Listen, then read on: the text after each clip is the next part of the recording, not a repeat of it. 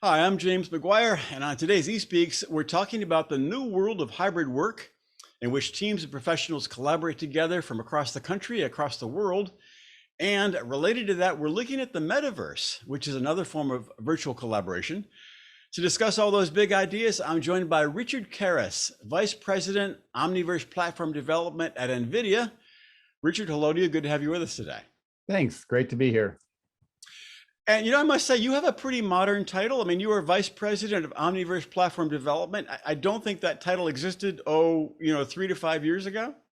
Yeah, Omniverse. Well, Omniverse did exist internally. It's been a project that's been worked on for many years, but we first debuted the platform just a few years ago, and it's now out and it's doing very well. But yeah, it's pretty awesome to be at the forefront of this technology. It's very cool. Yeah, I must say, I think you were ahead of the curve. Speaking of NVIDIA which, is always ahead of the curve.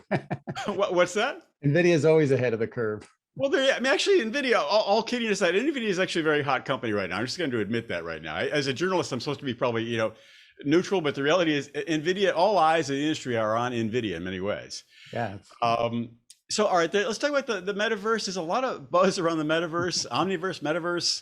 Yeah. Let's figure out exactly what it is. Yeah. And I've got a theory that the metaverse is, of course, it's immersive technology, but it's not exactly here or there. We're taking steps towards it every day. We're getting more and more immersed in the technology as we go. So it's not a binary; it's sort of a spectrum. Agree? Yeah. Disagree? Yeah, in its simplest form, because there's been so much talk about the metaverse, and then people think it's a Ready Player One, put on all this gear. People Right. think it's a destination. People think, all these things. But if you look at it, the metaverse is simply the network, and it is the network of the next generation of the World Wide Web. Mhm. And the metaverse, so it's not a place, it's not a location, it's the connections. And what's important and why there's so much excitement about that is virtual worlds or 3D environments are a big part of the next generation of the internet. Now, that doesn't mean that everybody has to have headsets on and everything else.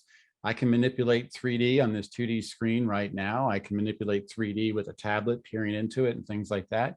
Mhm. But what we haven't had in the past is a consistency between those virtual worlds. And so what the metaverse really brings to us is a connective tissue for those connected virtual worlds, be it virtual immersive worlds or 3D environments that you're working with.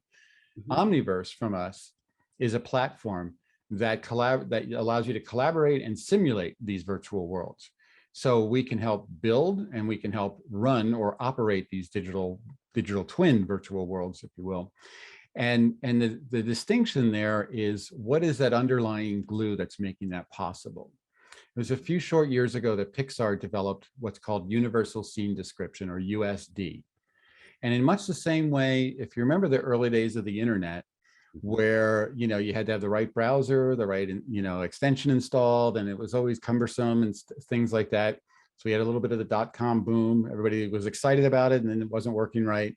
And then it Mhm. came back because of the consistent development on HTML.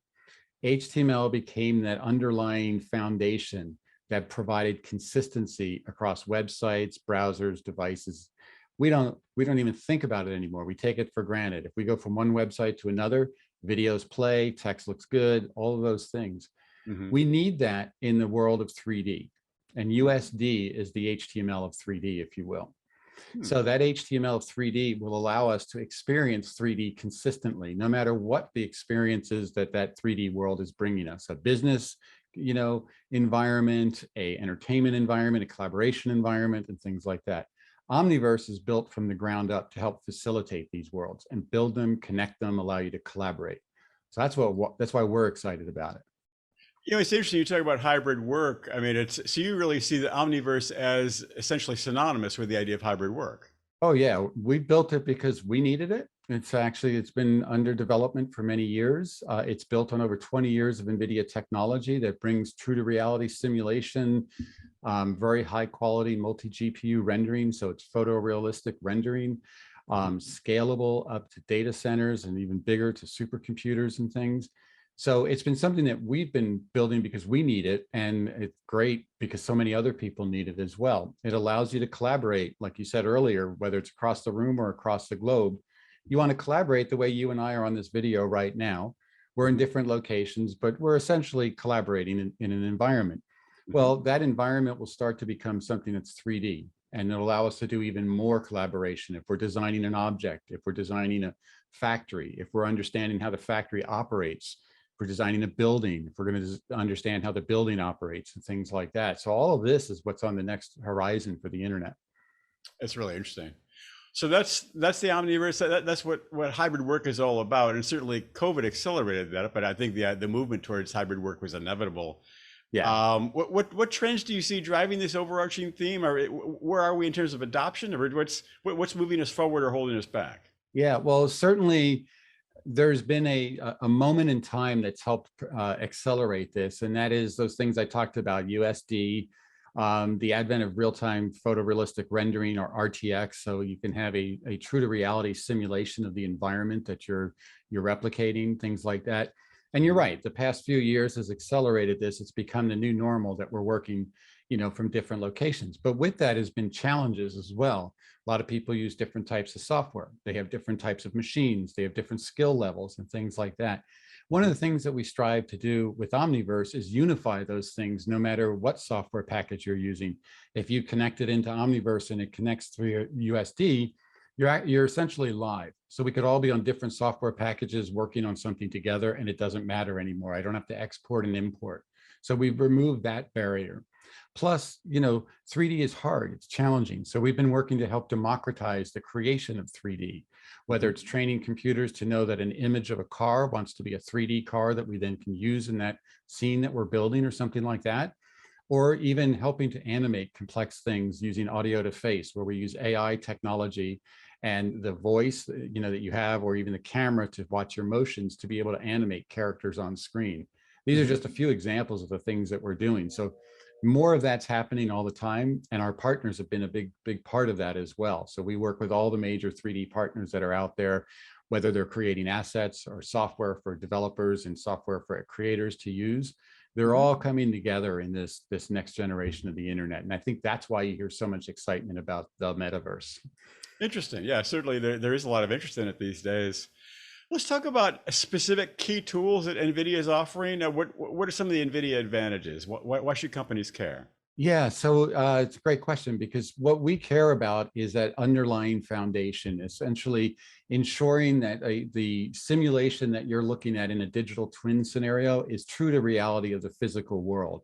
For example, we've been working with BMW, where we've built a fully CAD accurate digital twin of one of their car factories. There's 300 cars that go through it. There's all kinds of machinery that's in there. There's the robots. There's even digital humans.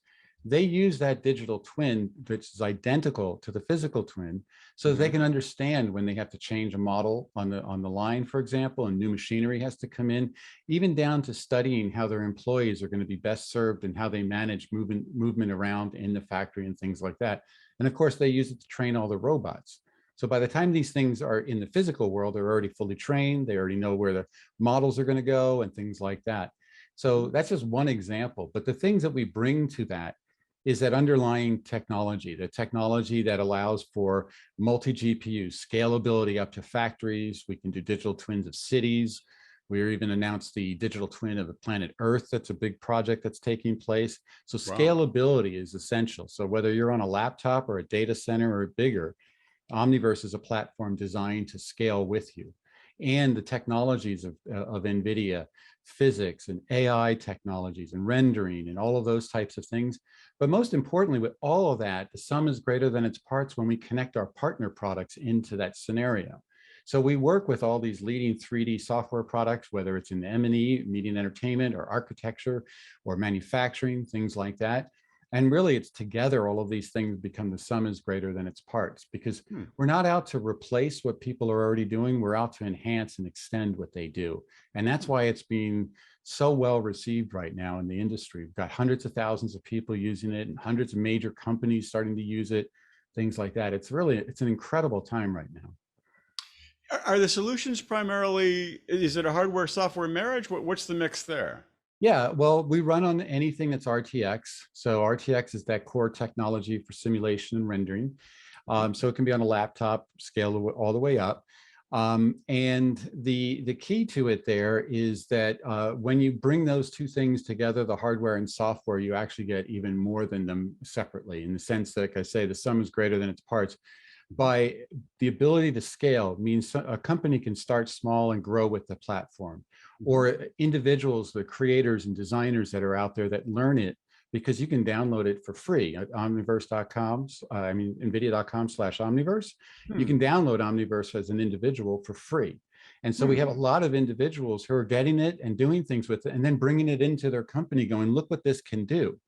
And that's actually how we've been able to work with companies like Amazon, who have started to use it in their factories. That actually started with one of their individuals downloading the free version and doing some experimenting with it, and then brought it in and say, hey, I think this would help our factories.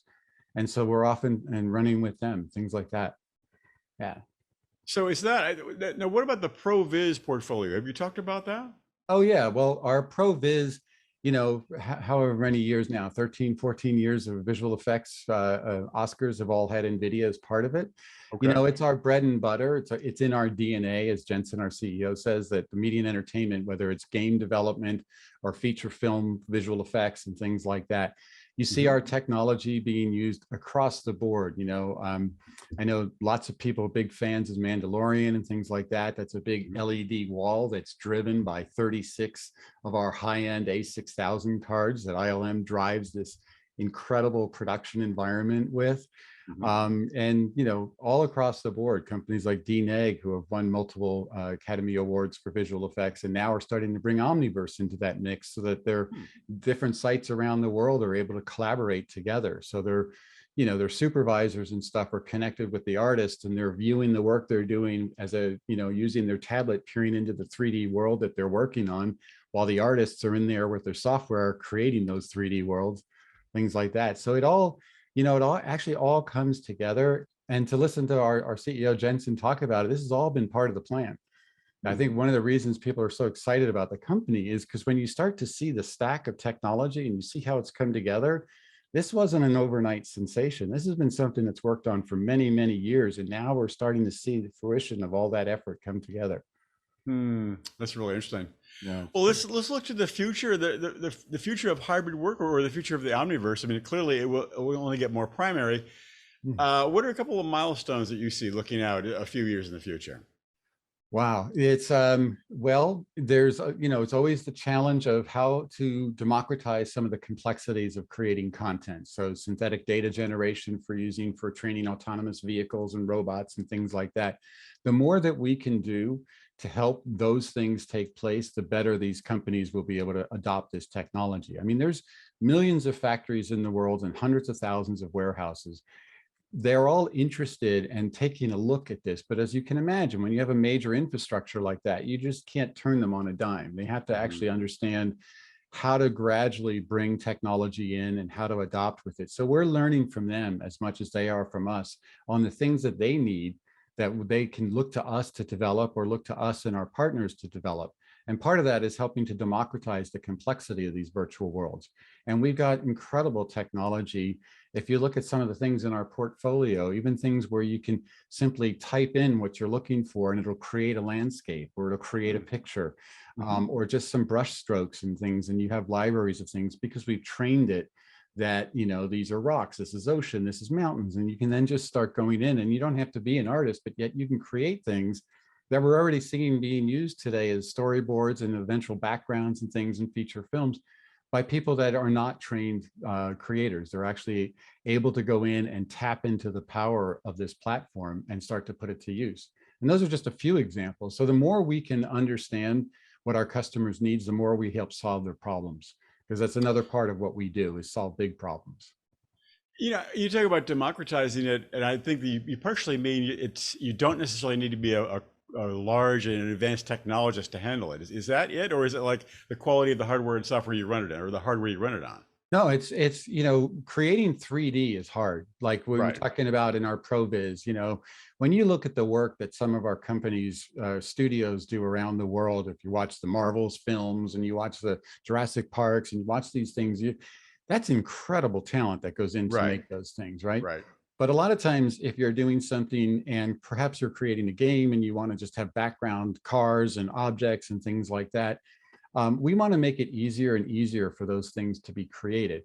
We're not going to replace that super talent that's always at the top. We're just going to enable more and more people to create 3D content in much the same way that, it used to be in the early days of the web to create your own website and host your own website. It was pretty much, you got to be a rocket scientist to understand all that. Right. Now Right. anybody can do it with a few clicks and you're off.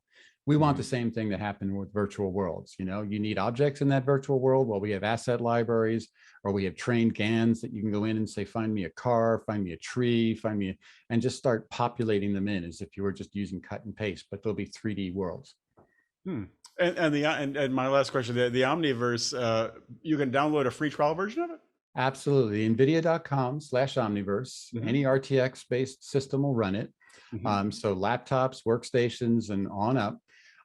We've got hundreds of thousands of people that have been playing with it, using it, starting to put it in production, hundreds of companies doing the same. Our community is growing all the time. Our community of connections and developers has grown 10 times in the past year. So we're thrilled about that. We see a great opportunity for lots of developers and things in the future because it's free to develop on, it's free to deploy the things that you develop for the platform. So yeah, pretty exciting time. Cool. Richard, I think you said it. It's going to be fascinating to see how it evolves over time. Yeah, Thanks so much for sharing your insight today. my pleasure. Great to be here.